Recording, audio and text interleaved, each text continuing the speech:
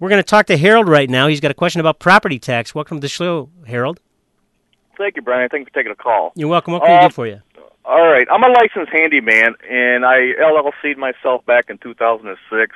2009, I got a letter from the township. I had to register my company, which I did. It was $25 back in 2009, November. Then this year, January 2010, I registered again, but I got a personal property tax. But at the end of the year, when I do my taxes, I do not claim anything on like a home office, none of that. I'm 58 years old. I've got tools I've had back, 20 years that I'm using. So I took the stuff to my accountant. My accountant put 000 on everything, and they wouldn't accept it. They said, since I'm a business, I got to put tools down, but those are my personal tools. So where do I go? Here's the issue. If you're using those tools in business, yes, then you got to include those in your return. And here's what I would recommend you do.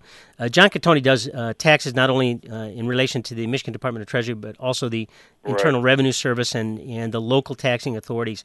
You need to call my office during regular business hours and ask for John Catoni, and he'll guide you through this. But your CPA, I don't think he did the right thing by putting everything down to zero. That's just like raising a red flag, and you just never want to do that, okay? Well, that's why at the end of the year, the taxes, when I file my Michigan state taxes federal, we do not use my, a home for an office or anything. I work on I understand that. Cell phone. I understand that you want to avoid raising red flags, but that doesn't mean you should go out and raise other red flags. And putting zero down for the value of your tools when they know you're in business and you're a handyman, you got to have tools.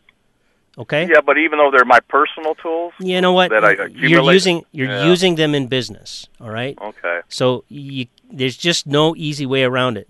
You got to. It's better to get half a loaf than no loaf at all. Call John Catoni at my office. He'll take good care of you. Okay. Thanks for calling the Law Show. Thanks.